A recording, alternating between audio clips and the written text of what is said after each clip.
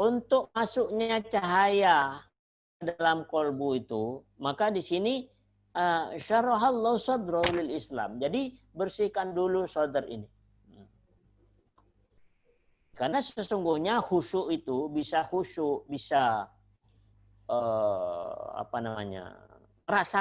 merasakan atau ihsan. Ya.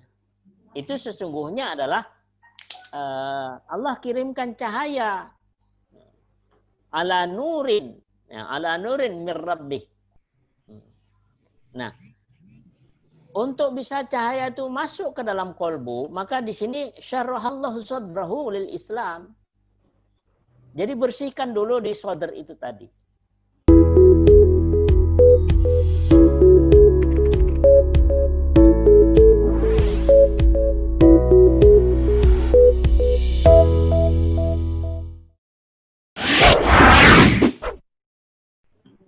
Bisa tanya Pak Rahman? Ya, monggo. Pak Ali, silakan Ya. Pak Ali. Ya, assalamualaikum Pak Rahman. Waalaikumsalam warahmatullahi wabarakatuh. Saya pernah memang baca hadisnya bahwa sungguh rugi atau apa ya, pokoknya rugi gitu umatku yang membaca surat Inna fi khalqis samawati wal ardi wa ikhtilafil laili dan seterusnya. Artinya orang yang tidak ketika membaca ayat itu berarti kan maksudnya untuk bertafakur, Pak, tapi tidak mendapatkan hikmah yang menjadi ulil albab. Itu orang yang itu kan ayat itu kan sering kita baca juga ya. Tapi kan masih atau sulit atau tidak mudah untuk mendapatkan itu, Pak. Untuk melakukan tafakur itu, Pak. Berzikir, pikir, merenung dan mendapatkan ulul albab ataupun mendapatkan meraih hikmah. Apa ada kiat-kiat yang lain, Pak Rahmat? Iya. Mari kita buka surat 39 ayat 22, Pak. Maka apakah orang-orang yang dibukakan hatinya oleh Allah untuk menerima agama Islam, lalu dia mendapat cahaya dari Tuhannya sama dengan orang yang hatinya membatu? Maka celakalah mereka yang hatinya telah membatu untuk mengingat Allah. Mereka itu dalam kesesatan yang nyata.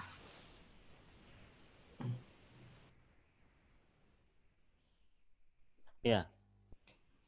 Jadi di sini sesungguhnya afaman syarahallahu sadrahu lil Islam fahuwa ala nurin min rabbih. Jadi di sini ayat ini menunjukkan bahwa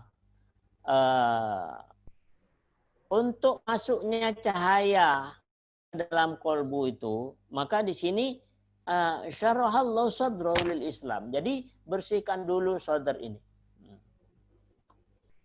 Karena sesungguhnya khusyuk itu bisa khusyuk, bisa merasakan atau ihsan. Ya. Itu sesungguhnya adalah Allah kirimkan cahaya ala nurin, ya, ala nurin mir rabbih.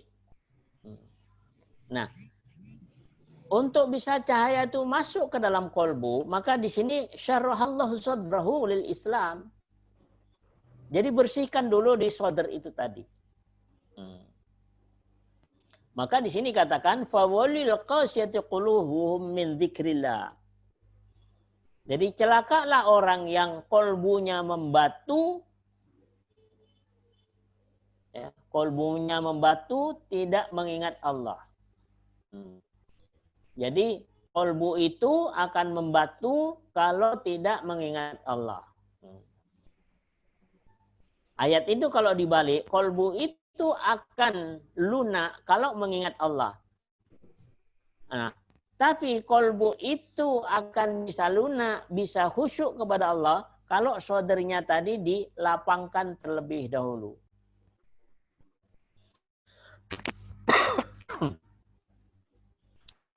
Karena sesungguhnya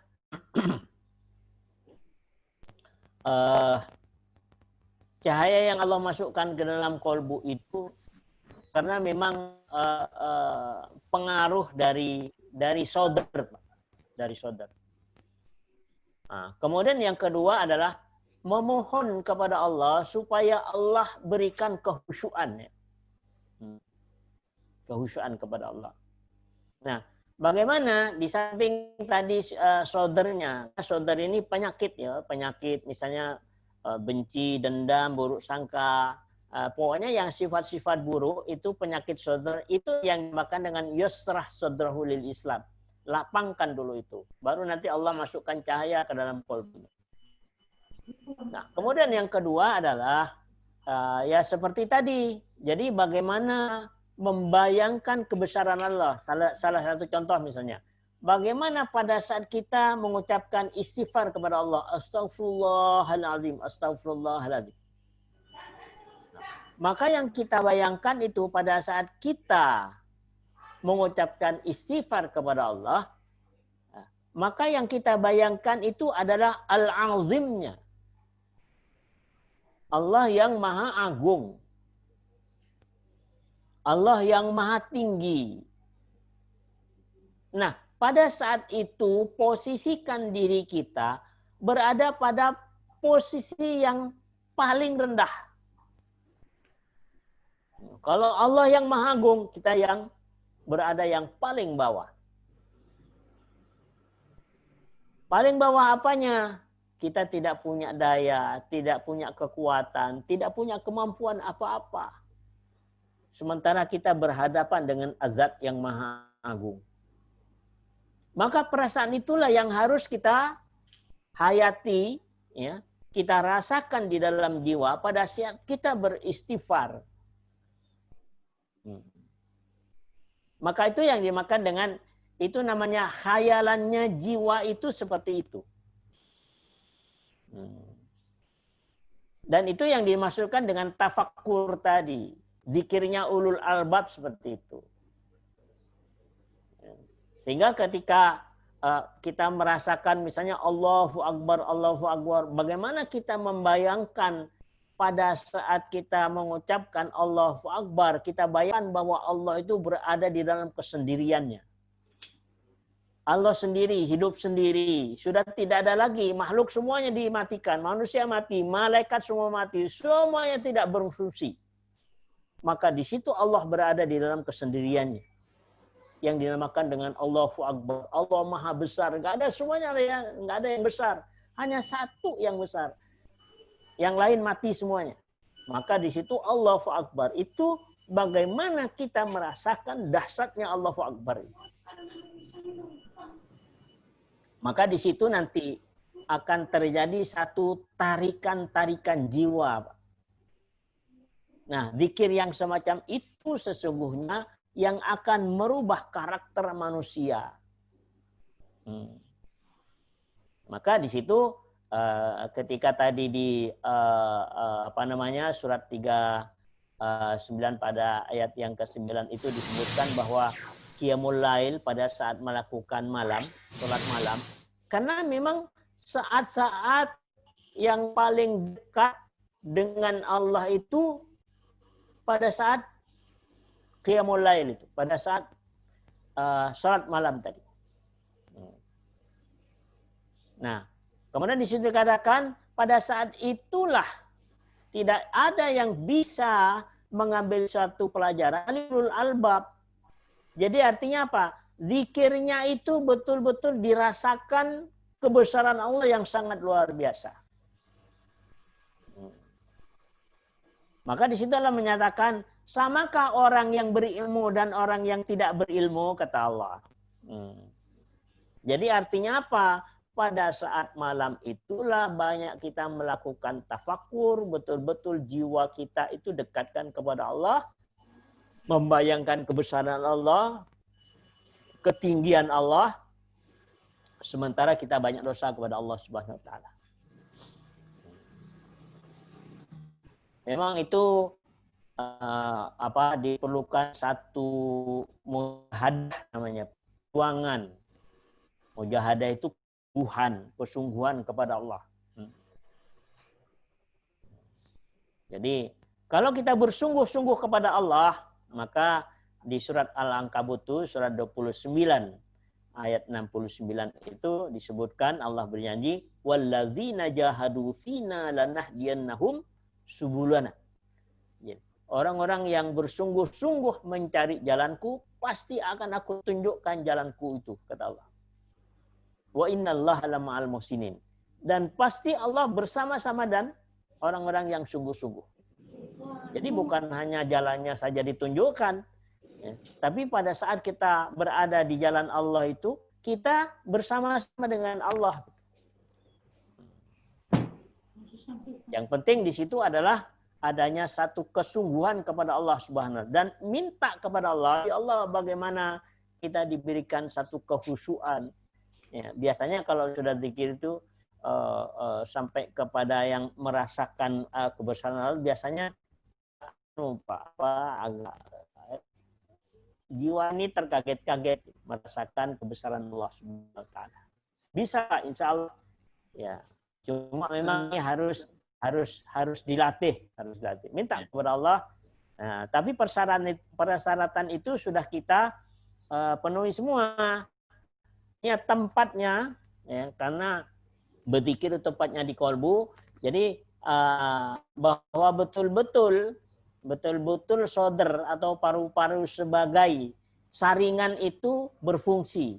Jadi semua sifat-sifat buruk yang dimiliki oleh jiwa betul-betul disaring oleh sodar sehingga betul-betul kolbu itu akan menbersih. Nah, selanjutnya semuanya itu dengan satu pertolongan dari Allah Subhanahu wa taala. Karena ada hadisnya apa harus sambil melihat langit ya Pak, melihat bintang melihat ketika betul itu Pak. Harus ada sampai ketika menengadah ke langit untuk melihat itu. Ya, itu kalau itu hadis Pak. Jadi itu hadisnya ketika Bilal bin Rabah. Jadi Bilal bin Rabah itu sudah mengumandangkan azan subuh. Ternyata Nabi belum kunjung datang ke masjid. Akhirnya Bilal bin Rabah itu menjemput Nabi. Kemudian Nabi ditemui oleh Bilal bin Rabah dalam keadaan menangis. Kemudian Nabi mengatakan, celakalah wahai Bilal, orang yang membaca ayat ini tapi tidak memahaminya. Yaitu di surat Ali Imran ayat 190 dan 191. Itu tentang ulul albab itu. Nah, maka di situ Nabi menyatakan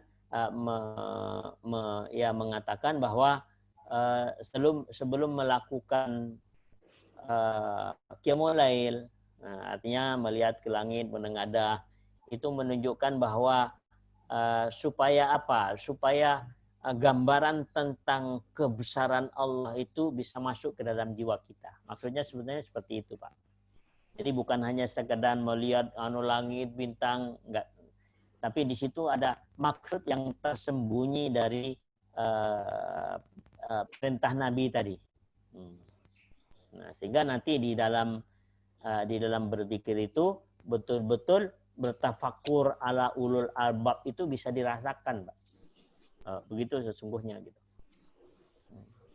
Memang itu diperlukan satu latihan terus-menerus. Jadi tidak semudah membalik telapak tangan.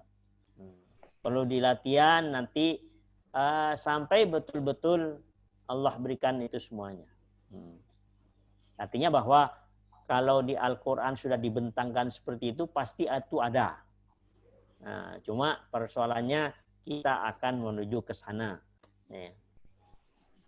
Artinya yakini bahwa itu ada. Ya. Dan insya Allah kalau Allah akan memudahkan kita, maka nggak ada yang sulit, Pak. Itu tadi janji Allah kalau bersungguh-sungguh mencari jalan Allah pasti akan ditunjukkan oleh Allah. Dan Allah akan bersama dengan orang-orang yang sungguh-sungguh tadi. Tentu saja, itu tadi harus bersihkan dulu, terus kemudian kita istiqomah zikirnya, ya, sholat malamnya istiqomah. Nah, maka dari itu barulah insya Allah Allah akan memberikan ya sesuai dengan apa yang dijanjikan di dalam Al-Quran Al-Karim. Barangkali itu Pak. Allahu a'lam.